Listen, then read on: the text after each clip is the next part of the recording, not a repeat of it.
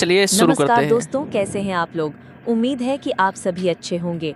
तो हम आ चुके हैं एक नए वीडियो के साथ, जिसमें हम आपको गढ़कुंडार किला के बारे में विस्तार से जानकारी देने वाले हैं। तो चलिए वीडियो शुरू करते हैं। मध्य प्रदेश के निवाड़ी जिले में एक जगह है, नाम है गढ़कुंडार। इस गढ़कुंडार में एक किला है। दिखने में तो ये विशाल किला सदियों पुराना है, लेकिन ये अपने साथ कई रहस्यों को छुपाए बैठा है। कहते हैं कि ये किला दुश्मनों को अपने पास पहुंचने नहीं देता था। दूर से विशाल दिखता, पर पास पहुंचते पहुंचते आंखों से ओझल हो जाता। इसके गायब होने की पहेली को समझना बहुत आसान है। किला असल में चारों तरफ से छोटी छोटी पहाड़ियों से घिरा है। जैसे जैसे आप आगे बढ़ेंगे, आसपास की पहाड़ियां बड़ी दिखने लगेंगी और किला उनके पीछे छिपता चला जाएगा।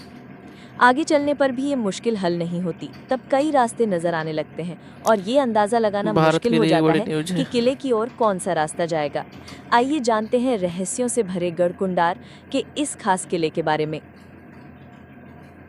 अगर कोई किले के पास पहुंच भी जाए तो इसे जीतना आसान नहीं था। किले की ऊंची और मोटी दीवारों पर चढ़ना लगभग नामुमकिन था। दुश्मन के आते ही दुर्ग की रक्षा कर रही सेना परकोटे के छेदों से नीचे हमला बोल देती। इसे गढ़कुंडार का दुर्ग कहते हैं, जिसे चंदेल राजा यशोवर्मन ने 9वीं सदी में बनवाया था। पृथ्वीराज का कब्जा, कई पीढ़ियों तक वहां चंदेलों का शासन रहा। सन 1182 में पृथ्वीराज चौहान ने राजा परमार्दी देव को हराकर चंदेलों की राजधानी महोबा पर कब्जा कर लिया। इस जीत के फौरन बाद महोबा से कोई 125 किलोमीटर दूर बना ये दुर्ग भी उनके कब्जे में आ गया। पृथ्वीराज चौहान ने तब अपने खास सेनापति खेत सिंह खंघार को गढ़कुंडार का किलेदार बना दिया। 10 साल बाद 1192 में पृथ्वीराज जब मोहम्मद गोरी से युद्ध हार गए, तब खेत सिंह ने खुद को गढ़कुंडार का राजा घोषित कर दिया। इस तरह 12वीं सदी के आखिरी दशक में शुरू हुआ खंघार वंश का राज। इस वंश की 4 पीढ़ियों ने गढ़कुंडार पर शासन किया। इस दौरान खंगार शासकों ने नई सामाजिक और धार्मिक प्रथाएं भारत शुरू के लिए बड़ी की, जो न्यूज़ है। बुंदेलखंड के कई ग्रामीण और उपनगरीय क्षेत्रों ने आज भी जिंदा है। कहते हैं कि खंघार राजा नारी सम्मान को लेकर बेहद सजग थे। उनके दौर में ही बेटी पूजन की शुरुआत हुई। ये प्रथा बुंदेलखंड के कई क्षेत्रों में तब से चली आ रही है। स्थानीय लोगों के बीच लोक कथाएं और लोकगीत भी मशहूर हैं, जिनसे खंघार राज का इतिहास पता चलता है। ऐसी ही 2 कथाओं में खंघार वंश के अंत का पता चलता है।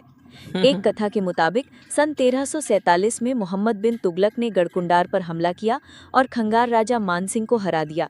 तुगलक के बाद गढ़कुंडार बुंदेला शासकों के पास आ गया, जिसके मुताबिक खंघार वंश के आखिरी राजा वीडियो अच्छा लगा हो हुरमत तो सिंह वीडियो को ने लाइक करें बुंदेला और चैनल को सेनापति सब्सक्राइब सोहनलाल को करें। जय शरण दी हिंद, थी। जय भारत। बदले में राजा ने अपने बेटे नागदेव की शादी सोहनलाल की बेटी हेमवती से करवाने का प्रस्ताव रखा। सेनापति ने इससे इनकार कर दिया। कुछ समय बाद सोहनलाल ने एक दूसरे राजा पुण्यपाल परमार के साथ मिलकर राजा हुरमत सिंह के खिलाफ साजिश रची।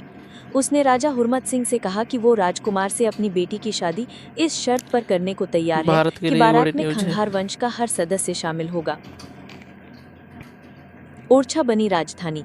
राजा हुरमत ने शर्त मान ली। बारात आई तो सभी को खूब शराब पिलाई गई। बाराती नशे में डूब गए और मौका देखकर सोहनलाल की सेना ने हमला कर दिया। उसी रात पूरा खंगार वंश खत्म हो गया। इस कथा को लेकर दोनों राजवंशों के अपने अलग अलग दावे जरूर हैं, लेकिन इस बात पर एक राय है कि खंगार वंश के अंत के बाद ही शुरुआत हुई बुंदेला शासन की। आखिरी खंगार राजा के अंत के बाद सोहनलाल बुंदेला गढ़कुंडार के राजा बने, लेकिन 1531 में बुंदेला राजा रुद्र प्रताप सिंह ने अपनी राजधानी गढ़कुंडार से बदलकर ओरछा में बना ली। वीडियो अच्छा गढ़कुंडार लगा हो में तो वीडियो को किलेदार लाइक रख करें और दिए चैनल गए। को सब्सक्राइब करें। देश आजाद जय होने हिंद, तक जय वहां भारत। बुंदेला शासकों के ही किलेदार